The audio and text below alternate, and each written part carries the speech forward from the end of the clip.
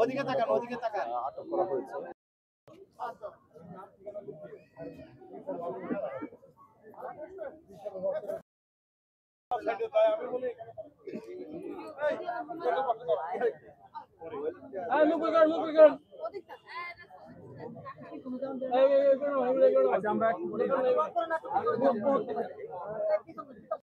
গঞ্জের যে সিটি কর্পোরেশনের যে পার্কটা সন্ধ্যার পরে অনেকে পরিবার নিয়ে বেড়াতে আসে, বিকালে অনেকে বেড়াতে আসে।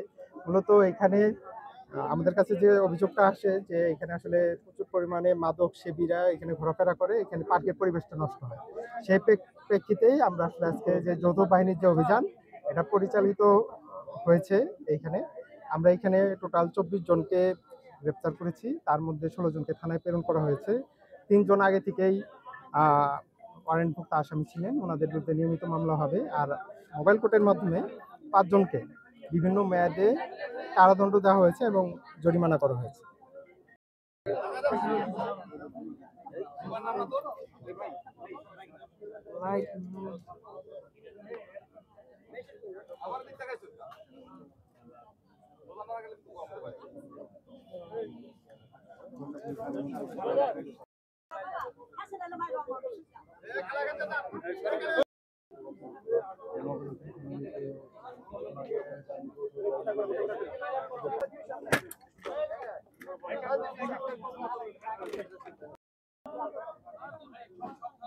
মাথাটা উঠে একটু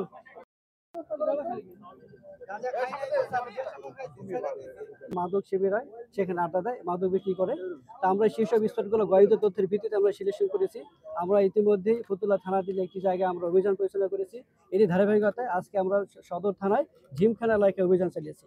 আমাদের এখানে টার্গেট ছিল, এখানে আলম চান নামে একটি ব্যক্তি আছে যার নামে অসংখ্য মাদক মামলা আছে।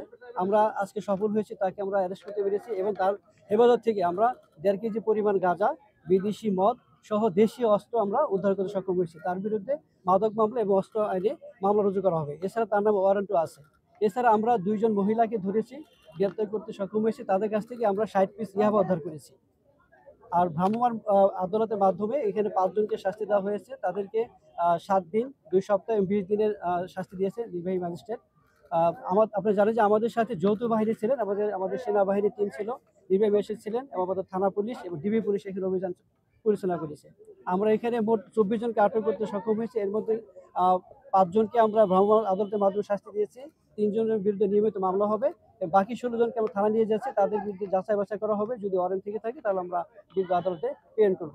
আমাদের এই অভিযানটা আমাদের জেলার পুলিশ সুপার স্যারের নেতৃত্বে আমরা করে যাচ্ছি। আমরা আশা করি এই নারায়ণগঞ্জ জেলাবাসীকে আমরা মাদক মুক্ত করতে চাই। সেই জন্য আপনাদের সহযোগিতা কামনা করতেছি। আপনারা আমাদের তথ্য দিবেন, আমরা যে কোনো সময় আরও যে কোনো স্টেপ বেছে নেব, যেখান থেকে আমরা এই অভিযান পরিচালনা করে মাদক সেবীদের গ্রেপ্তার করতে সক্ষম হব।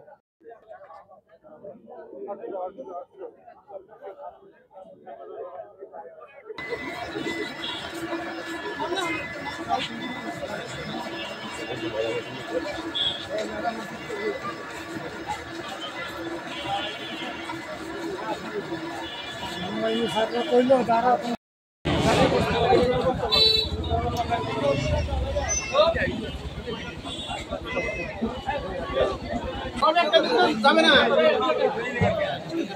এই মোবাইল বেটা